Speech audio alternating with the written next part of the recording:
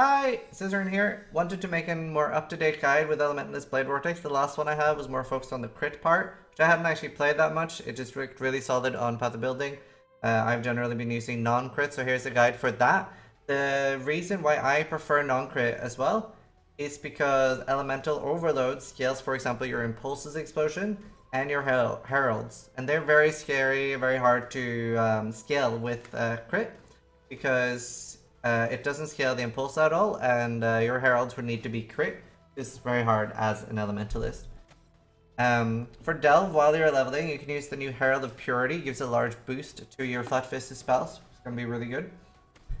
It's got really fast clear speed. It's usually the kind of build that I use for my level 100 pushes. So, and you can slap on some magic fine gear and stuff in this bad boy, and farm things like Burial Chambers. Should be really good for delves as well. However, if there is boss encounters in the delves, it might be a little not so great for that.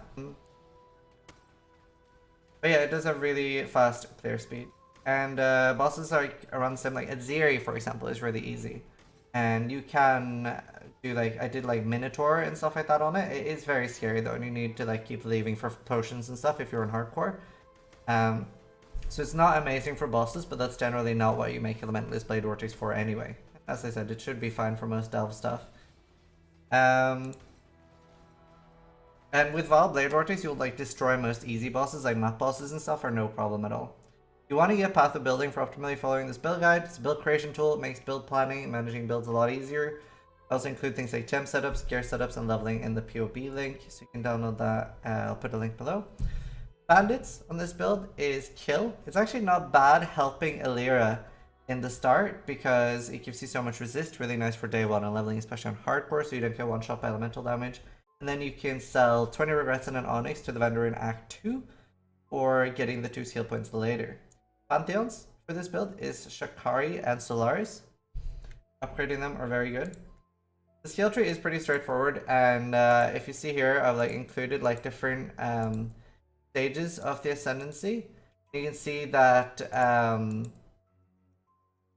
it shows like which ones to take first and stuff as well, like what points to take.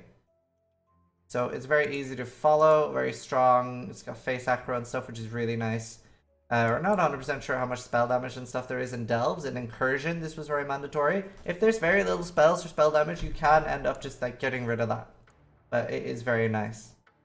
The new minion nodes we're actually not using because it's already very tight packed, but you could, as I said, if you don't need that survival, you could like pick up the spiritual aid and some minion damage nodes instead. Obviously spiritual aid lets minion damage affect normal damage, so that's really good. Oh, I normally don't put in jewels in the skill tree early on. Generally that's something you want to get during leveling, whenever you get a jewel worth putting in, right? Especially things like this 1 point, you just need like a 1 damage slot. But yeah, this is what I've used for level 100 pushes. It's very nice, really fun to play.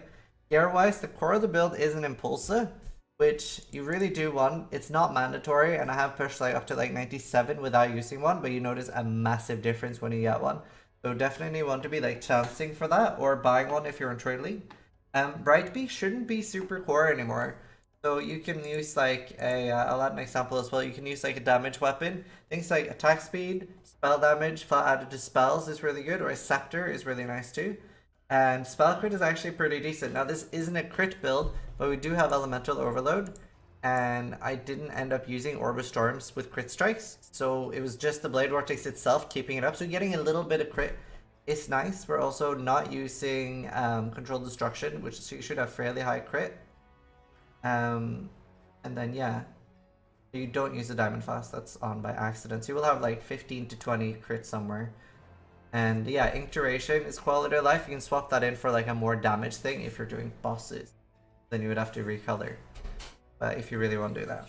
Other than that, it's mostly rare gear with life on it, on everything. And as I said, spell crit on the shield is nice. Bisco's Leash, very nice to get. Crim Sorrow as well, both those are things you want. These let you do Fist Reflect maps. Bisco's Leash speeds you up a lot. Serious Promise, pretty easy to get as well. Really big damage boost. You don't need it, and you can use the Sulfur Flask instead. Sulfur Flask will scale your Impulse Explosion and your Heralds as well. And like I said, Herm Sorrow is only nice, not mandatory, and you do get a lot more survival without using Herm Sorrow. All the gem setups and stuff are in here, and you do really want to use the decoy totem. And like I put them here, like 1 to 8, 8 to 12, 12 plus. And then, yeah, you can see all that stuff there. Might not need log race. Gems are also listed in priority. So for example, if you have 5 link, then just drop increased duration. Jewels, you want to use increased life or flat life on everything. And abyssal jewels and normal jewels are decent for this build. On normal jewels, you can scale the impulse explosion with things like increased damage or area damage. Abyssal jewels can get beefy flat life with flat added to spells. You definitely want ones with onslaught, so like 8% onslaught speed would be really good. Stats that affect normal jewels is area damage, increased damage, attack speed is also nice to get. Spell damage won't scale your heralds, but it's still decent. For leveling, you do really want to get a early 4 link. You can't use +1 like fire +1 cold because it doesn't affect blade vortex. But try to Val Blade Vortex gems as well. Until you get a Val Blade Vortex would be really good day 1 early on in the league. And generally it's just life and resist on all the gear while leveling. Hopefully this guide helps you. I'll like include all the details below in the description. If you need any help, just like go to my Twitch chat at twitch.tv/Zizaran. Thanks for watching, and try to die less than I do.